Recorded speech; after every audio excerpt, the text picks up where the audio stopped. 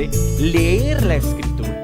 Cuando mencionamos una cita bíblica es con el propósito de que la leamos, de que la meditemos, pues es la palabra de Dios la que tiene la facultad de transformar nuestras almas. Romanos capítulo 11, versículo 25 al 32. Porque no quiero, hermanos, que ignoréis este misterio, para que no seáis arrogantes en cuanto a vosotros mismos, que ha acontecido a Israel endurecimiento en parte hasta que haya entrado la plenitud de los gentiles. Y luego todo Israel será salvo, como está escrito. Vendrá de Sión el libertador, que apartará de Jacob la impiedad. Y este será mi pacto con ellos, cuando yo quite sus pecados. Así que, en cuanto al evangelio, son enemigos por causa de vosotros, pero en cuanto a la elección, son amados por causa de los padres, porque irrevocables son los dones y el llamamiento de Dios. Pues como vosotros también en otro tiempo erais desobedientes a Dios, pero ahora habéis alcanzado misericordia por la desobediencia de ellos, así también estos ahora han sido desobedientes. ¿Para qué? Por la misericordia concedida a vosotros, ellos también alcancen misericordia. Porque Dios sujetó a todos en desobediencia para tener misericordia de todos. Señor, gracias por esta mañana que nos regales. Que nunca dejemos de asombrarnos por el privilegio que tenemos de reunirnos para escuchar tu palabra.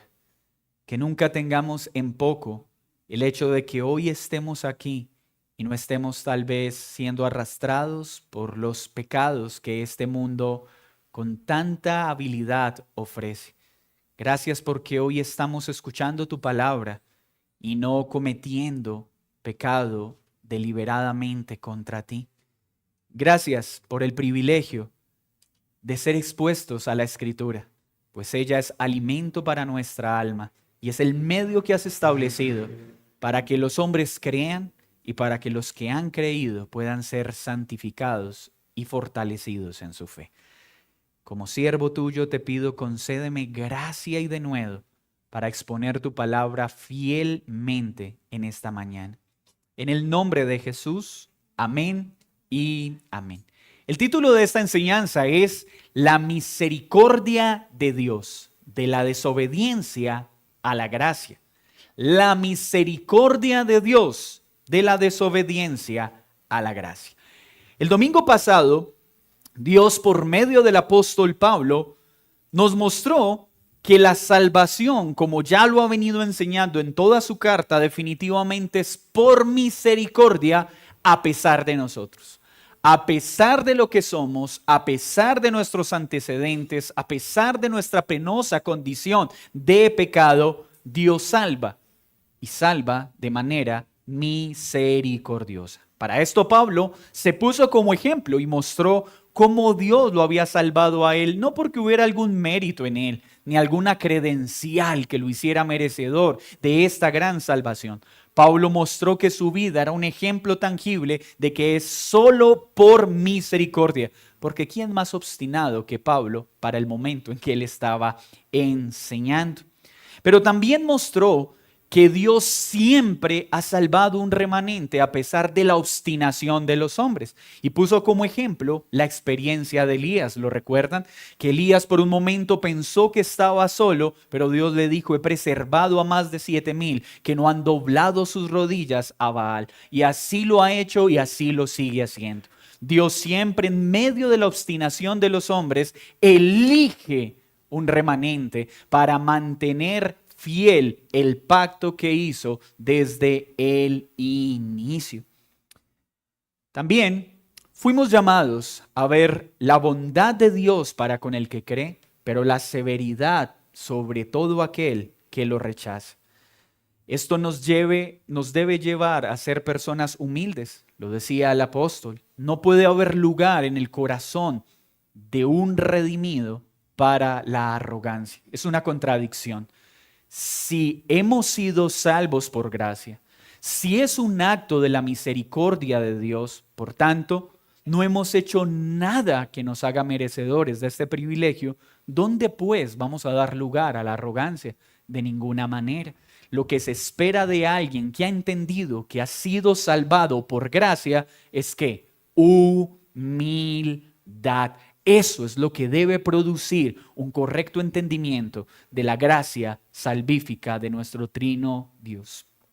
Para esto utilizó una importante ilustración y nos enseñó con el ejemplo del olivo natural y el olivo silvestre cómo es que habíamos sido injertados en el olivo verdadero. Cómo por la fe en Cristo hemos sido trasladados de las tinieblas a la luz. Pero que de ninguna manera podíamos mirar con menosprecio al pueblo de Israel, pues su desobediencia Dios la había usado para nuestro bien, porque Dios tiene la facultad de usar el mal de los hombres para el bien de su propósito. Y eso solo lo puede hacer nuestro Dios. Hoy reflexionaremos entonces acerca de esta misteriosa, plena e irrevocable misericordia salvadora. Hoy vamos a ver a través de esta sección cómo esta salvación provista por el Señor, aunque es misteriosa, es plena. Versículo 25 al 27, una misteriosa y plena salvación. Del versículo 28 al 29 veremos una irrevocable salvación. ¿Escuchó bien? Irrevocable salvación. Y del versículo 30 al 32, una misericordiosa salvación. Misteriosa, plena, irrevocable y misericordiosa salvación. Leamos el versículo 25. Porque no quiero, hermanos, que ignoréis este misterio, para que no seáis arrogantes en cuanto a vosotros mismos, que ha acontecido a Israel endurecimiento en parte, hasta que haya entrado la plenitud de los gentiles, y todo Israel será salvo. Sé que muchos de estos pasajes tristemente han sido muy mal utilizados para llegar a conclusiones que el texto no enseña. Espero de verdad de todo corazón poder aterrizar lo que Pablo nos quiere enseñar en esta porción. El Espíritu Santo nos está llamando a algo puntual a través de estas líneas y nos está diciendo, por favor, no pasen a la ligera sobre esto que están leyendo. No ignoren, no pasen por alto, no tengan en poco valor este misterio del que he venido hablándoles. La forma en la que Dios salva es misteriosa. ¿Qué es misteriosa? De difícil comprensión para el hombre. Dios es un misterio. Es decir, nunca en este lado de la eternidad podremos comprender plenamente ni quién es Él, ni lo que hace, ni cómo lo hace. Porque la criatura está no solo limitada por su condición, sino por el pecado para poder tener una comprensión plena de Dios. Por eso Dios es un misterio para nosotros en muchas cosas. Pero muchas cosas de Él, de su excelencia, de su perfección, Él las ha dado a conocer al hombre de una forma clara y comprensible. Pablo entonces está utilizando este término para decir, hermanos, todo lo que hemos visto acerca de la salvación, sin lugar a duda, es misterioso. ¿Cómo Dios entonces escoge un pueblo? Usa la desobediencia de ese pueblo para salvar a un pueblo que no lo estaba buscando. Eso es un misterio. Pero no pasen esto a la ligera, pues esto nos está mostrando algo del carácter de Dios. Que la forma en la que Dios tejió su perfecto y sabio plan para salvar a las personas de toda lengua, de toda tribu, de toda nación, sin violentar su pacto y hacer de ellos un solo pueblo, el verdadero Israel, es algo que debe traer humildad y gozo. Es incomprensible por qué escogió este camino para hacerlo. Ayer en una conversación con un pequeño niño, él me preguntaba, ¿pero por qué Dios lo hizo de esa manera y no lo hizo de otra? Eso no solo pasa en la mente de un niño, eso pasa en la mente de nosotros continuamente. Dios, ¿por qué lo hiciste así? Yo lo hubiera hecho de otra manera. El niño me decía, ¿puedes explicarme de forma que quede tranquilo? No, solo puedo decirte algo. Él es perfecto. Y aunque no entendemos muchas veces cómo hace y por qué hace lo que hace, al final de este camino podremos decir, no había una mejor forma para hacerlo. Y cuando entendemos esto, ¿eso qué produce? Humildad. Pablo una vez más está apelando a esta situación para hacer una solicitud a su audiencia. Si tenemos una reflexión adecuada de la salvación que hemos recibido, no hay lugar para el orgullo en nuestros corazones. Siendo severo y bondadoso, justo y misericordioso, usando aún el mal efectuado por el hombre para bien de sus elegidos. ¿Por qué entonces no debemos ignorar esto? Tal y como lo dijo en el versículo 18, para que no demos cabida a la arrogancia, para que recordemos que nuestra salvación de principio a fin es por Él, y que si no hubiera sido así, ninguno de nosotros, simples ramas silvestres, no estaríamos injertados en el olivo verdadero.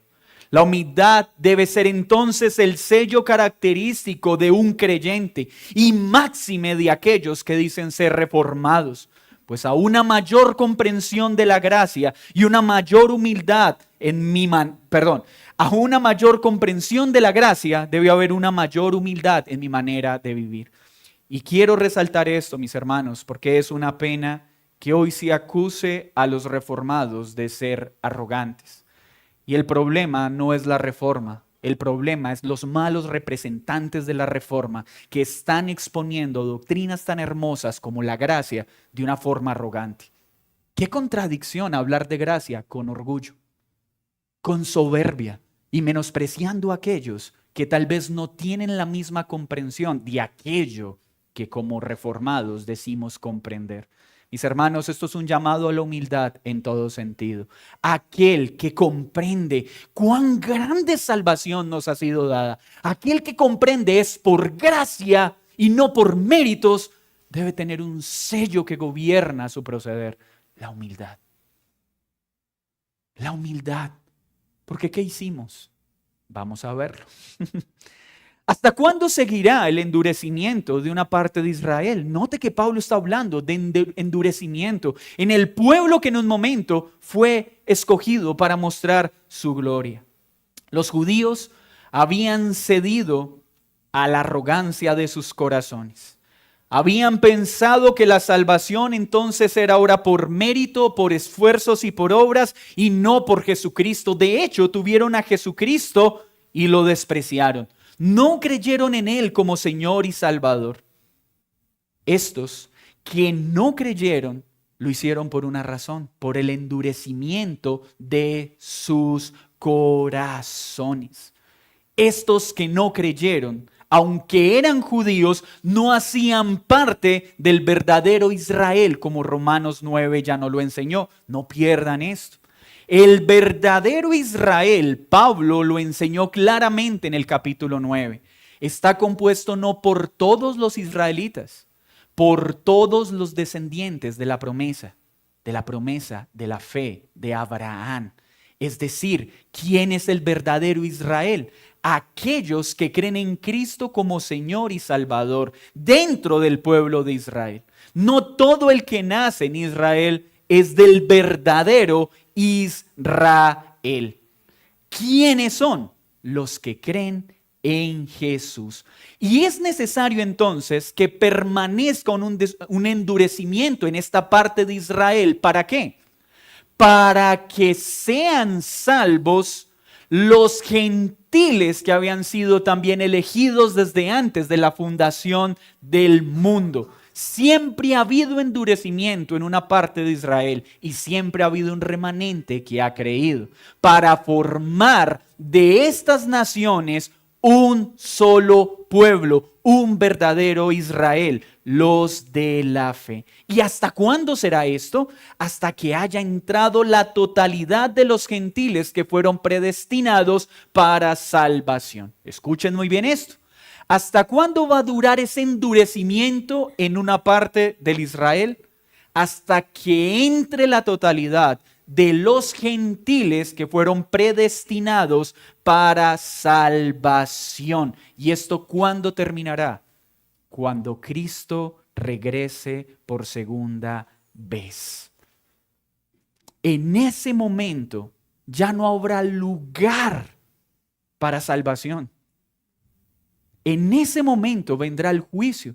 Y note que Pablo no está diciendo que son dos periodos diferentes como algunos tratan de enseñar. No, es que Dios primero va a tener un proceso con la iglesia, se va a llevar a la iglesia y luego va a tener un proceso otra vez con su pueblo. No, todos estos acontecimientos son simultáneos. El último de los judíos que crea en Cristo y el último de los gentiles que crea en Cristo para la venida de Cristo serán unidos en ese único pueblo que habitará los nuevos cielos y la nueva tierra.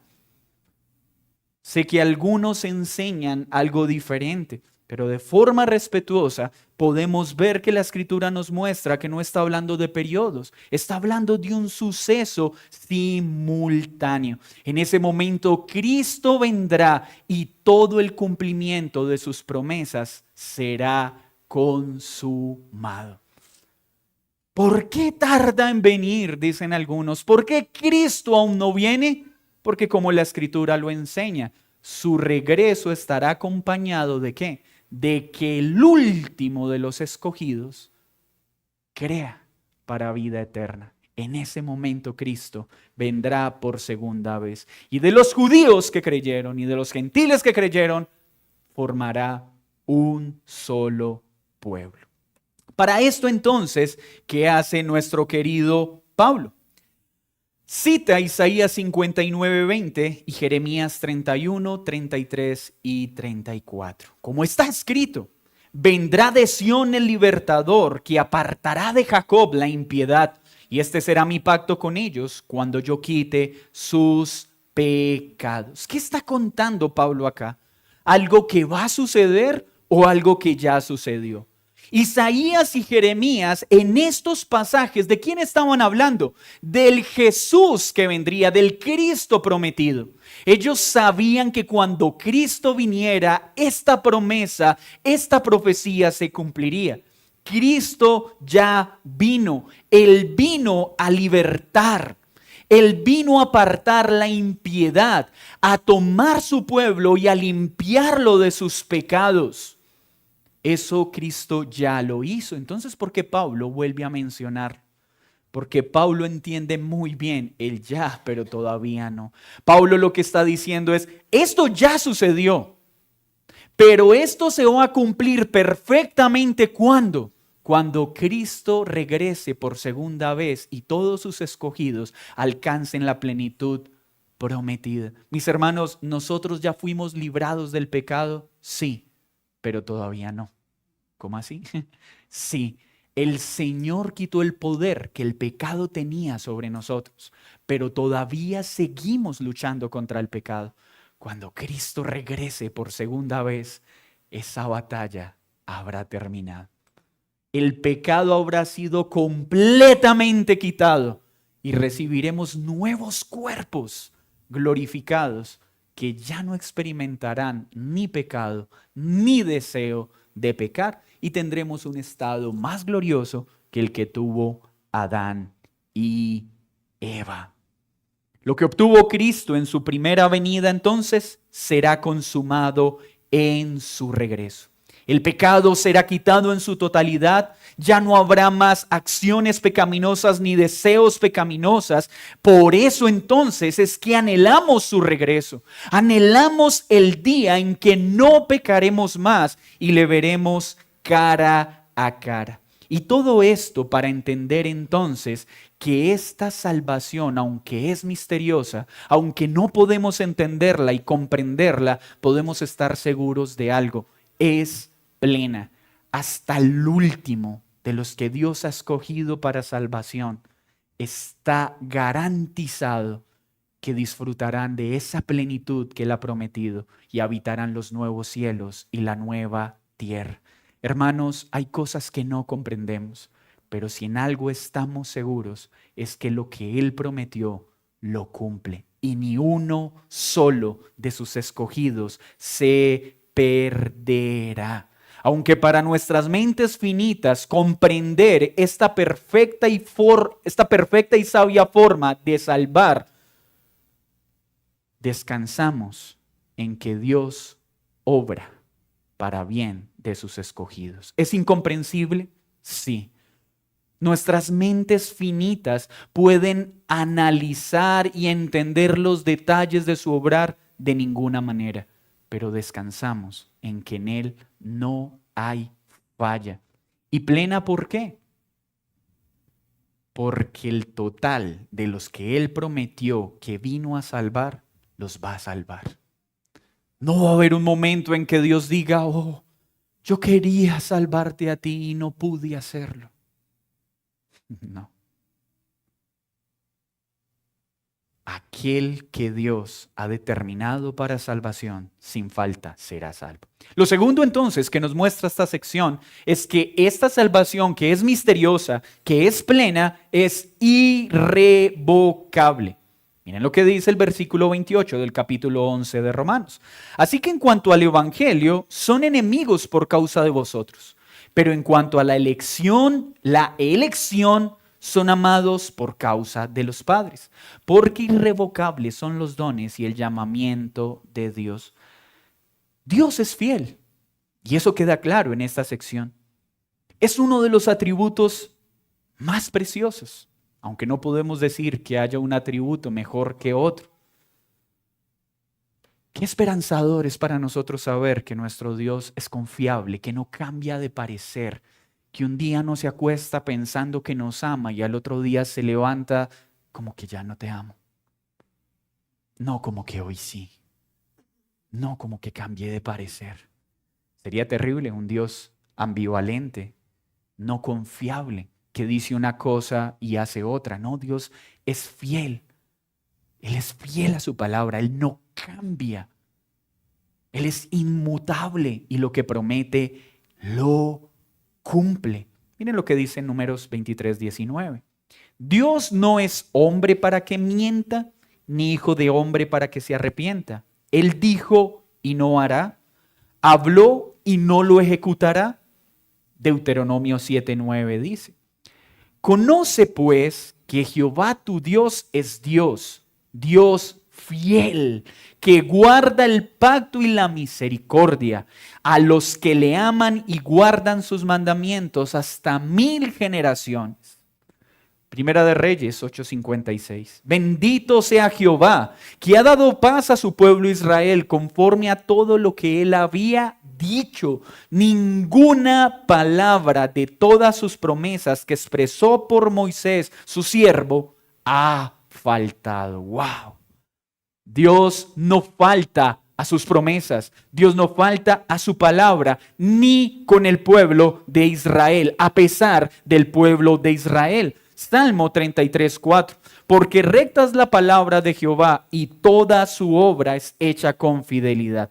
Entonces, ¿qué podemos ver en este pasaje? Que aunque el pueblo de Israel se ha endurecido y no creyó en Cristo, ese endurecimiento fue útil para que el evangelio fuera llevado a los gentiles y se salvara. Por eso entonces son enemigos del evangelio. ¿Para qué? Para que los gentiles pudiésemos creer. Pero a pesar del endurecimiento que hay en el hombre, Dios salva de ese Israel personas. ¿Y cómo la salva? Por la elección. Dios salva porque Él elige, y al que Él elige, Él salva porque es soberano. A pesar de que todo este pueblo como nación, a través del tiempo, una y otra vez se alejó de Dios, una y otra vez Dios tomaba un remanente porque lo mereciera, por elección incondicional. Por eso salva. Y de esa forma sigue siendo fiel a lo que prometió. Y todas las promesas que le hizo a Israel se cumplen. Pero nadie puede esperar que estas promesas se cumplan en el total de Israel como nación, que es donde muchos se equivocan. Muchos están esperando que estas promesas se cumplan en el total de la nación. No. Dios las ha cumplido y las sigue cumpliendo en un remanente de esa nación, con un remanente de los gentiles, y hace un verdadero pueblo, el verdadero Israel. ¿Y sabe por qué lo hace? ¿Por qué Dios sigue salvando judíos a pesar de que rechazaron a Cristo? Léalo, por favor. Por causa del pacto hecho con los patriarcas. Por causa del pacto con Abraham, porque Dios prometió bendecir a través de la simiente de Abraham. Y esa simiente prometida es nuestro precioso Jesús. Y en Él el cumplimiento perfecto de todas las promesas. ¿Y esto para entender qué? 29. Porque irrevocables son los dones y el llamamiento de Dios. Mis hermanos, este texto no es para que un pastor ladrón permanezca atornillado en el poder. Sí, porque hay iglesias donde dicen, es que el pastor no puede ser quitado porque el don es irrevocable. Porque el don y el llamamiento no se le puede quitar, pero es que está robando, pero no lo podemos revocar. Hermanos, este texto no podemos sacarlo de todo el contexto. ¿Viene hablando de qué? De salvación. No viene hablando de pastores. Este pasaje está hablando de que la salvación y la provisión que Dios da a todo aquel que salva no puede ser quitado. Una vez alguien es salvo, permanece salvo. Sí que para algunos escuchar esto puede ser un poco extraño. Permítame aterrizarlo. Romanos 8:30 dice así. Y a los que predestinó, a estos también llamó. Y a los que llamó, a estos también justificó. Y a los que justificó, a estos también glorificó. Esto ya lo estudiamos. Básicamente es todo el que Dios ha escogido desde antes de la fundación del mundo, se asegurará de que reciba nuevo cuerpo glorificado. Punto. Nadie se va a quedar en el camino. Ni la desobediencia de Israel, ni la desobediencia de los gentiles tiene poder para cambiar lo que Dios prometió. ¿Qué prometió Él? Salvar por gracia. Porque a los que elige, los llama. Y a esos que llama eficazmente, promete venir a ellos mediante el poder del Espíritu Santo a través del Evangelio para darles vida y unirlos al olivo verdadero. A esos que llama y adopta como hijos, nunca dejarán de ser hijos. Una vez hechos hijos de Dios, siempre hijos, y Él no cambia de parecer. Y si es la primera vez que escuchas esta afirmación, déjame explicarla. Nunca en la Biblia hay mención de ex hijos de Dios. Entonces tú estás diciendo que si yo soy salvo, ¿puedo vivir a mi manera? No, Pablo ya lo explicó. El que es salvo, dentro de ese don de salvación, recibe el Espíritu Santo, que lo mueve a querer vivir en santidad para agradar a Dios y no va a querer vivir en un pecado que es contrario a aquel que lo ha salvado. Entonces, cuando decimos que el don y el llamamiento es irrevocable, es que todo aquel que Dios ha traído mediante el Evangelio, aquel que le ha dado vida y le ha dado su Espíritu Santo, jamás se lo quitará. Así podemos decir una vez más que no hay personas que pierdan la salvación. Hay personas que nunca fueron salvas y simplemente caminaron por un periodo de tiempo de manera religiosa sin conocer a Dios. Y esas son las ramas que son cortadas. Esas personas que parecían ser parte del olivo verdadero, pero en algún momento apostatan de su fe. ¿Perdió la salvación? No, nunca fue salvo. Porque el don, la elección de Dios es irrevocable. Y qué alegría saber esto. Que a pesar de la desobediencia de Israel y a pesar de la desobediencia de los gentiles, esta salvación es irrevocable porque es por Dios y para Dios. No depende ni procede del hombre. Y termina entonces Pablo mostrando que esta salvación es misericordiosa. Y no es un accidente que en estos dos versículos la palabra misericordia y la palabra desobediencia aparezcan 4 veces. Así que hay un énfasis bien interesante. Y no pase por alto lo que estoy diciendo, misericordiosa salvación. Porque a veces nos habituamos tanto a los conceptos que perdemos de vista la gloria de lo que implican. Una vez más, Dios está enfatizando algo. ¿Qué está enfatizando? Leamos, por favor. Pues como vosotros también en otro tiempo erais desobedientes a Dios, 1, pero ahora habéis alcanzado misericordia, 1, por la desobediencia de ellos, así también estos ahora han sido desobedientes para que por la misericordia concedida a vosotros, ellos también alcancen misericordia, porque Dios sujetó a todos en desobediencia para tener misericordia. Hay 2 cosas que sobresalen en estos 2 pasajes: la desobediencia del hombre y la misericordia de Dios. Y por favor, léalo con detenimiento. Esto que nos deja claro cuán desobediente es el ser humano sin importar su nacionalidad. Tanto judíos como gentiles tenemos una característica que nos une. ¿Cuál? Desobedientes. Todos los que estamos en ese lugar tenemos esta característica. Somos desobedientes. Y si pensabas que eres alguien obediente, déjame decirte que aparte de desobediente, eres un mentiroso engañado. Y esto va para mí. Todos los que estamos acá por una razón. Porque somos desobedientes por naturaleza.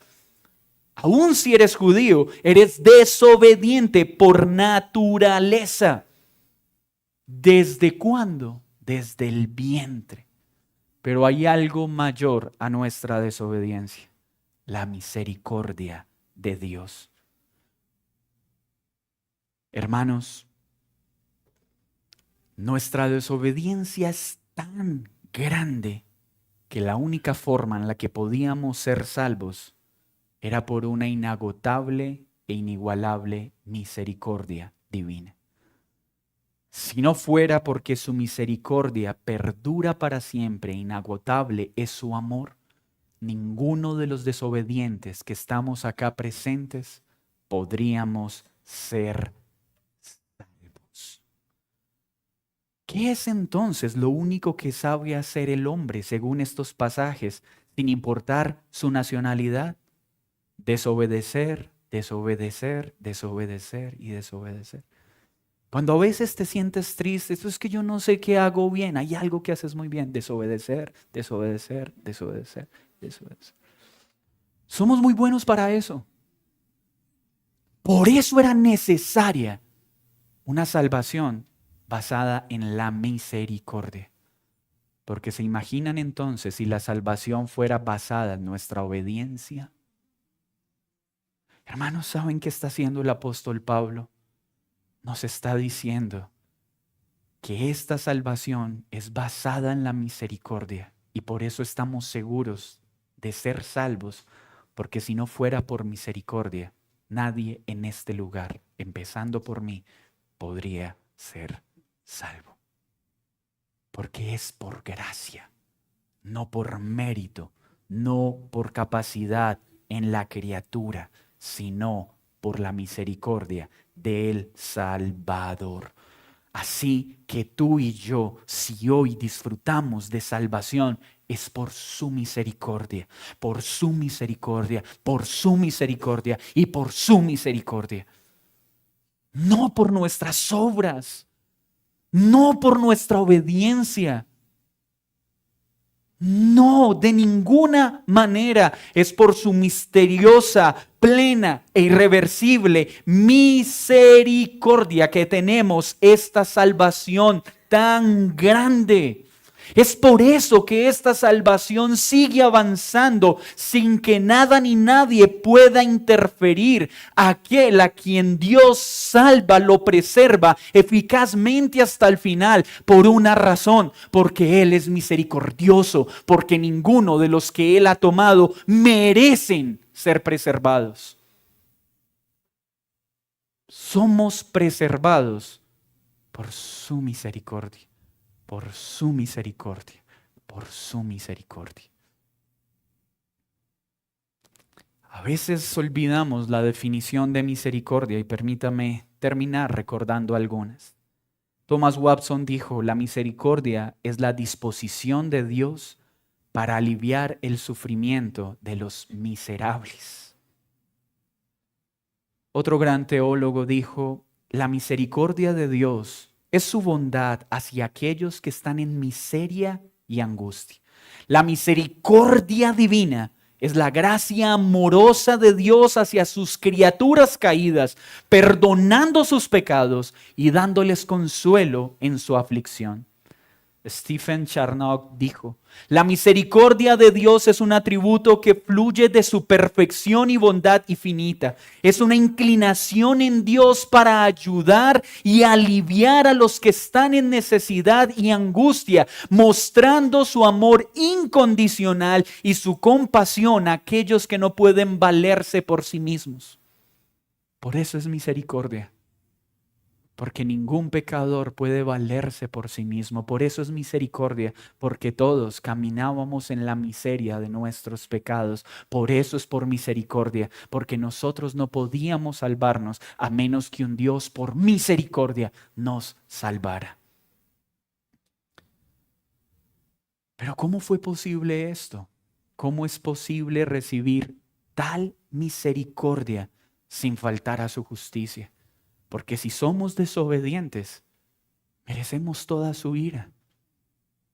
Porque si somos desobedientes, como lo muestra este texto, merecemos toda su severidad. ¿Cómo pudo entonces mostrar misericordia para salvar a un pueblo desobediente, tanto de judíos como de gentiles? Y esto fue posible por Jesucristo. Esta misericordia fue posible por Jesucristo. Porque Jesucristo tuvo que absorber la santa, justa ira de Dios siendo clavado en la cruz para que nosotros no recibiéramos la ira que merecíamos. Y así se nos fuese dada la misericordia que ninguno de nosotros merecía recibir. ¿Por qué el desobediente recibe misericordia? Porque el inocente recibió la ira que merecíamos. ¿Por qué un desobediente como tú, un desobediente como yo, recibimos misericordia? Porque el inocente recibió la ira. La ira que tú y yo merecíamos. ¿Por qué judíos y gentiles hoy pueden ser tratados con misericordia si lo que merecíamos era toda su ira? Porque Jesucristo, siendo Dios, se hizo hombre y obedeció en todo de manera perfecta. Y aún así fue a la cruz para pagar por los pecados que nosotros habíamos cometido, para rescatarnos de la miserable condición en la que estábamos. Fue por el unigénito, el Hijo de Dios, Jesús, que pecadores como tú y como yo jamás perderemos nuestra salvación. Porque su sangre pagó el precio de manera irrevocable. ¿Sabes tú y yo, ¿por qué no perderemos la salvación? No porque ya no pecamos. ¿Sabes por qué no hemos perdido la salvación si aún seguimos pecando? Porque el pago fue perfecto y es eterno y nada podrá dañar lo que Cristo hizo, porque Él nos dio una salvación irrevocable. Ahora quiero hablarte a ti, desobediente amigo, a ti que aún no has creído en Jesús. Reconoce tus miserias. Y no estoy hablando si económicamente estás bien, si gozas de buena salud, porque tal vez dirás, no soy ese miserable a quien le hablas. No, sí es a ti. Tus miserias son espirituales, porque cada día estás viviendo en desobediencia a Dios. Estás viviendo a tu manera y por muy moral o recta que te parezca, no es como Dios lo ha establecido. Sin importar cuán moral y recto sea tu proceder, sin Cristo eres enemigo de Dios.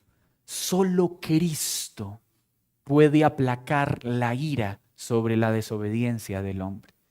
Y mientras tú no creas en Cristo, por muy moral o por muy recto que sea tu caminar, eres enemigo de Dios y estás bajo su ira.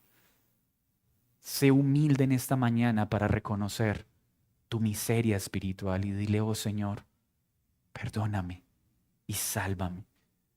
Ven, bebe del manantial de su misericordia.